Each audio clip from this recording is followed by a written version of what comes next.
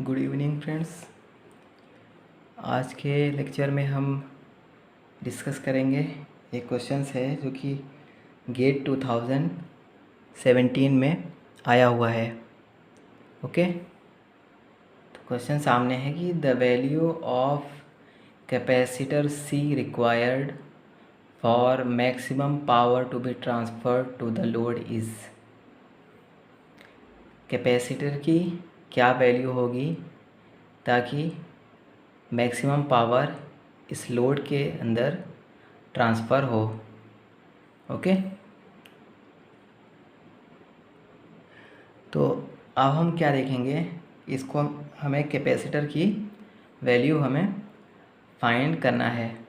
Okay, तो अभी load में हम क्या देख रहे हैं कि इस बार इंडक्टर भी लगा हुआ है सीरीज़ में और आरसी पैरेलल है।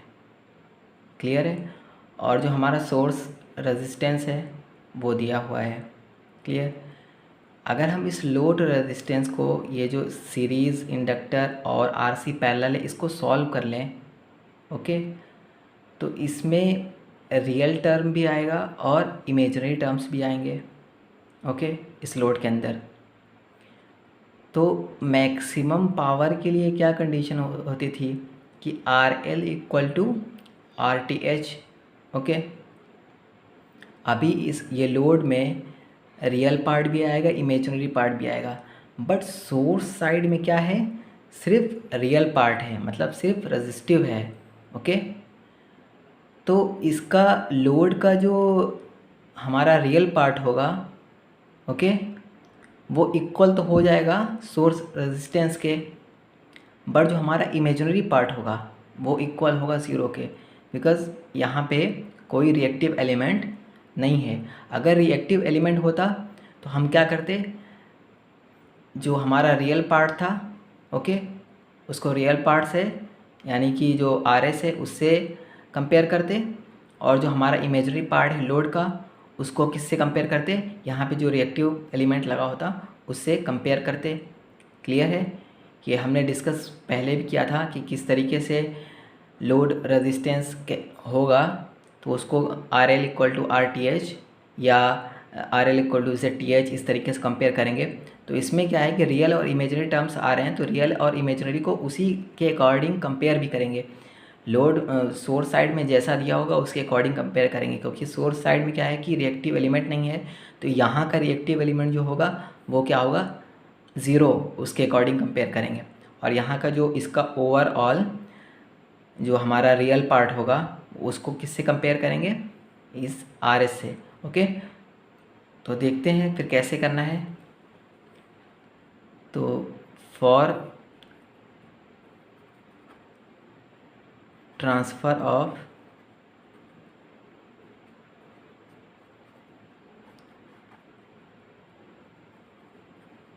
मैक्सिमम पावर टू लोड, क्या होगा कि रियल पार्ट लोड का जो है, real part of the load is equal to source resistance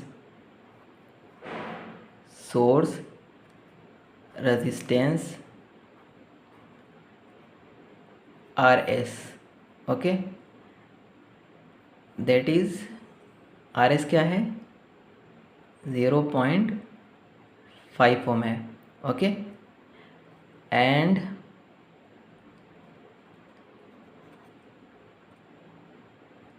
imaginary term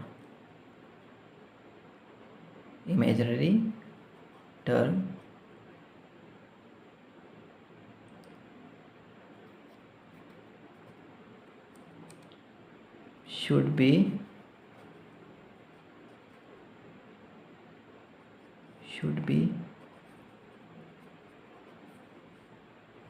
equal to 0। Okay, क्योंकि यहाँ पे कोई रिएक्टिव एलिमेंट नहीं है। ओके, बिकॉज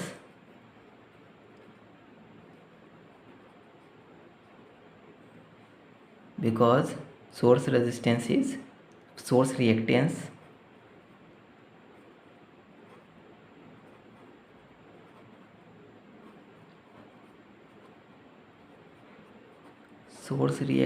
is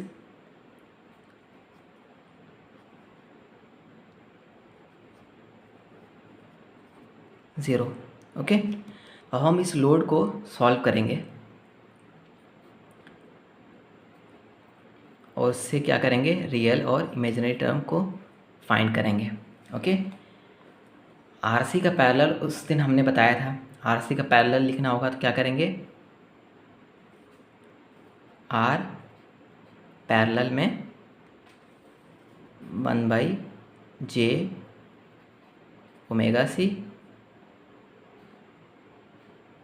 ये पैरेलल हो गया, plus J omega L. Okay, हमने उस दिन क्या R parallel minus J X लिखा था, तो जे को ऊपर ले जाएंगे जे माइनस हो जाएगा, और क्या है एक्स इक्वल टू 1/ओमेगा सी होता है, 1/ओमेगा सी लिखा है, 1/ओमेगा सी की जगह हम एक्स लिख देंगे तो माइनस जे एक्स हो जाएगा। तो उस दिन लिखा था वैसे, आज हमें जैसे सॉल्व करना है उसके अकॉर्डिंग हम लिख रहे हैं। ओके, आर की वैल्यू कितनी है, 1 है, 1 हमें कैपेसिटी फाइंड करनी है, तो 1/j omega C multiply 1/j omega C divided by 1 plus 1/j omega C. Okay, R1 R2 upon R1 plus R2 जैसे पैरेलल करते थे, plus j omega L. Clear है? अब क्या करेंगे, इसको एलसीएम लेकर सॉल्व करेंगे, 1/1 प्लस j ओमेगा सी आ जाएगा, plus j omega L. Okay, अब क्या करेंगे, ये जो इमेजिनरी नीचे टर्म्स है, अब इसको कुछ इस तरीके से करेंगे कि इसमें भी रियल और इमेजिनरी को हम फाइंड कर सकें, और उसके बाद दोनों को इक्वेट कर लेंगे। ठीक है, अलग अलग सेपरेट करके रियल को रियल के साथ, इमेजिनरी को इमेजिनरी के साथ कर लेंगे। तो इसके लिए हम क्या करेंगे, इसका जस्ट कॉन्जुगेट ऊपर नीचे मल्टीप्लाई करेंगे, 1 - j omega C divided by 1 - j omega C हम करेंगे। Okay, 1 - j omega C divided by 1 - j omega C यहाँ मल्टीप्लाई करेंगे, तो 1 plus j omega C multiply 1 - j omega C क्या हो जाएगा, 1 plus omega square C square plus j omega L. Clear है? Equal to, अब क्या है, यहाँ से 1/1 plus omega square C square, ये रियल टर्म मिलेगा, इसको हम अलग लिख लेंगे।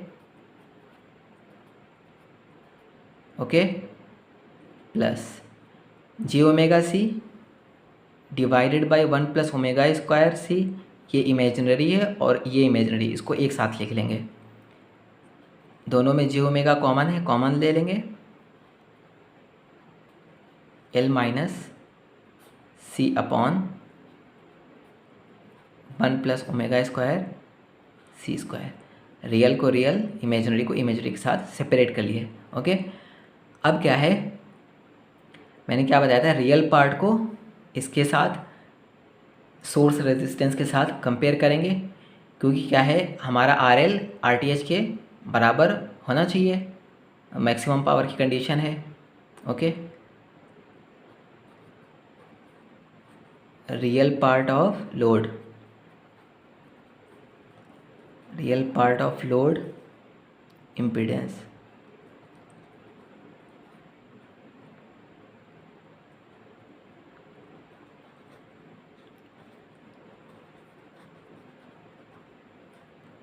ठीक है। रियल पार्ट क्या है, 1/1 plus omega square C square, ये हमारा क्या है, रियल पार्ट है। ओके, अब इसको किससे कंपेयर करना है, इस सोर्स रेजिस्टेंस यानी आरटीएच या सोर्स रेजिस्टेंस दोनों सेम ही है, सेम ही होता है। ठीक है, तो हम इससे कंपेयर करेंगे 0.5। ओके, इधर मल्टीप्लाई इसको करेंगे 0.5 प्लस 0.5 इंटू ओमेगा, ओमेगा की वैल्यू यहाँ पे दी हुई है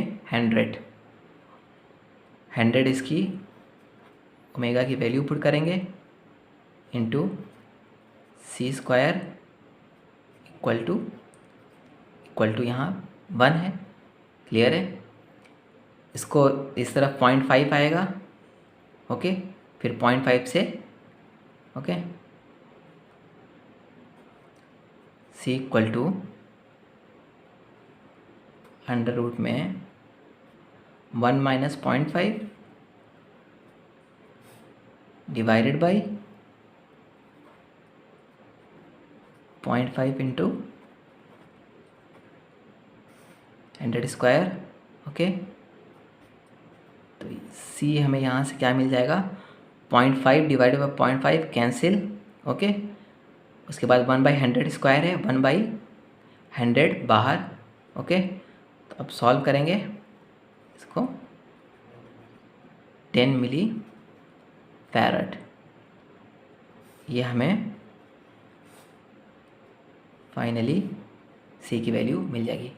इस क्वेश्चन में बस ध्यान क्या रखना है कि ये जो लोड दिया हुआ है इसको किस तरीके से सॉल्व करेंगे और इसको किससे कंपेयर करेंगे।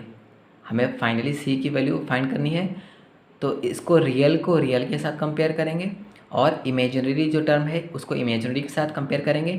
बिकॉज़ यहाँ पे इमेजिनरी टर्म्स नहीं थे, इसलिए हमने यहाँ पे इमेजिनरी को 0 कर दिया। ओके, और यहाँ पे हमने रियल को रियल के साथ कंपेयर करके हमें बेसिकली सिर्फ सी की वैल्यू फाइंड करनी थी। ओके, तो इसलिए हमने रियल को कंपेयर किया रियल के साथ, सी की वैल्यू फाइंड कर ली। अगर हमें क्या था कि अगर मान लीजिए कि हमें इंडक्टेंस की वैल्यू भी, इंडक्टर की वैल्यू फाइंड करनी होती तो हम क्या करते, इमेजिनरी इक्वल टू 0 करते। ओके, और उसके बाद हमने सी की वैल्यू यहाँ से फाइंड की थी, सी की वैल्यू पुट करते। Okay, L minus C upon 1 plus omega square C square equal to 0, imaginary term 0 put करते। उसके बाद सी की वैल्यू यहाँ पुट करते, ओमेगा की वैल्यू पुट करते और हम एल की वैल्यू फाइंड कर लेते।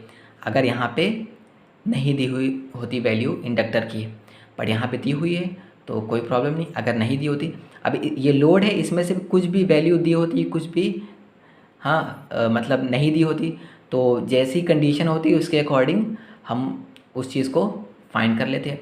कभी इंडक्टर को फाइंड करने के लिए ऐसे टाइप के लोड में पूछ देगा, कभी जैसे इस क्वेश्चन में है कैपेसिटर की वैल्यू है, किसी क्वेश्चन में मान लीजिए ऐसा होगा कि ये रजिस्टर की वैल्यू फाइंड करने के लिए पूछ देगा। ओके, कभी रजिस्टर और इंडक्टर इस तरीके से पूछ देगा। तो वेरी करेगा क्वेश्चन अकॉर्डिंग इसके कि कैसा आपका लोड है, कौन कौन सी वैल्यू गिवन है, कौन कौन सी, फिर उसके अकॉर्डिंग हमें फाइंड करना। ओके, ये सारी चीज़ें क्लियर है। तो नेक्स्ट वीडियो में देखते हैं अगर कोई और क्वेश्चंस, अगर